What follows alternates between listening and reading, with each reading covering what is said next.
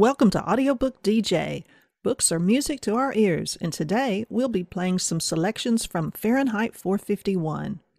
Happy birthday wishes go out to Ray Bradbury, who's 89 years old on this 22nd day of August, 2009. I think remembering one of his classic works is a great way to celebrate. Although this review was originally recorded on a cold January day, the outside temps don't really matter. It's the heat of burning books that's the focus here.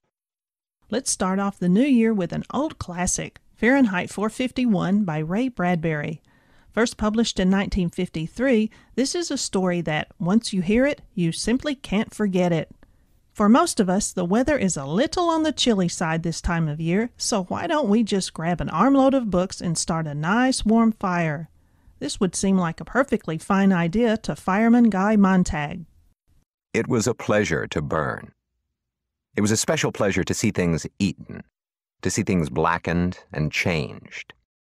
With the brass nozzle in his fists, with his great python spitting its venomous kerosene upon the world, the blood pounded in his head, and his hands were the hands of some amazing conductor, playing all the symphonies of blazing and burning to bring down the tatters and charcoal ruins of history.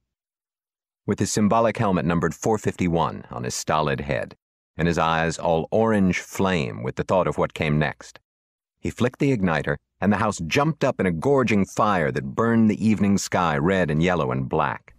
Montag enjoys burning the homes of those who break the law by owning books, at least until an idealistic young girl moves next door and makes him begin to question what he's doing. They walked on again in silence, and finally she said thoughtfully, "You know, I'm not afraid of you at all." He was surprised. "Why should you be?" "So many people are. Afraid of firemen, I mean. But you're just a man, after all." And then Clarice McClellan said, "Do you mind if I ask, how long have you worked at being a fireman?" "Since I was 20, 10 years ago." "Do you ever read any of the books you burn?" He laughed. "That's against the law." "Oh, of course." "It's fine work. Monday burn Millay, Wednesday Whitman, Friday Faulkner, burn 'em to ashes, then burn the ashes. That's our official slogan."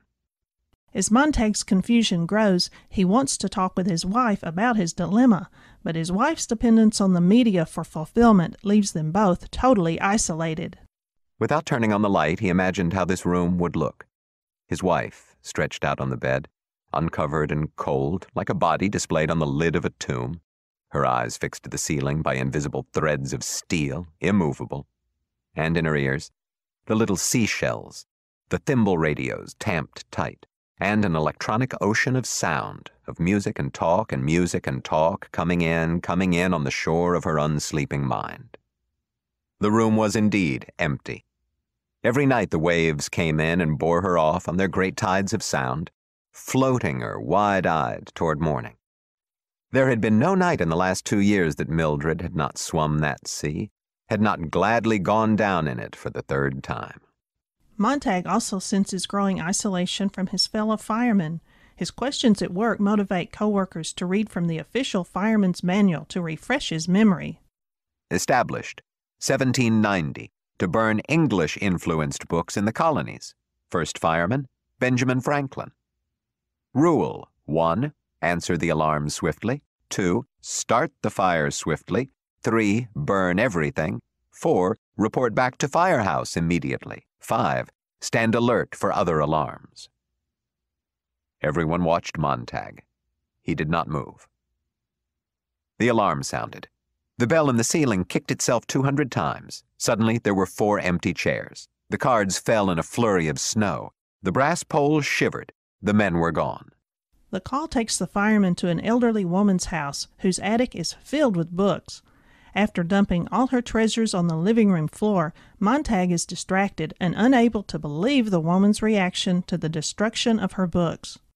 "Montag!" He jerked about. "Don't stand there, idiot." The books lay like great mounds of fishes left to dry. The men danced and slipped and fell over them.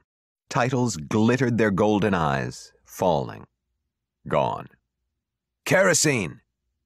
They pumped the cold fluid from the numeraled 451 tanks strapped to their shoulders. They coated each book. They pumped rooms full of it. They hurried downstairs, Montag staggering after them in the kerosene fumes. "Come on, woman." The woman knelt among the books, touching the drenched leather and cardboard, reading the gilt titles with her fingers while her eyes accused Montag. "You can't ever have my books," she said. "You know the law," said Beatty. "Where's your common sense? None of those books agree with each other. You've been locked up here for years with a regular damn Tower of Babel. Snap out of it. The people in those books never lived. Come on now." She shook her head. "The whole house is going up," said Beatty. The men walked clumsily to the door. They glanced back at Montag, who stood near the woman. "You're not leaving her here?" he protested. "She won't come. Force her, then." Beatty raised his hand, in which was concealed the igniter. "We're due back at the house. Besides, these fanatics always try suicide. The pattern's familiar." Montag placed his hand on the woman's elbow. "You can come with me." "No," she said. "Thank you anyway." "I'm counting to 10, said Beatty. 1, 2, please, said Montag. "Go on," said the woman. 3, 4, here. Montag pulled at the woman.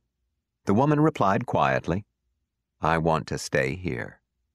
5, 6, "You can stop counting," she said. She opened the fingers of one hand slightly, and in the palm of the hand was a single slender object. An ordinary kitchen match. Bradbury weaves a tale that is both frightening and sometimes uncomfortably familiar. Narrator Christopher Hurt delivers a memorable reading of a special 50th anniversary edition which was published in 2003. This unabridged 5-hour reading also includes an afterword and a coda by Bradbury, which offers additional insights into the author's feelings about one of his seminal works. If you've never read Fahrenheit 451, this is an excellent way to experience an extraordinary story. And, as in my case, if it's been a while since you visited the dystopia of Guy Montag, then it's well worth a return visit to the land of burning books. Thanks to Blackstone Audiobooks for permission to use clips from their audiobook in this review. I'm Susan Dunman, inviting you to read at the speed of sound.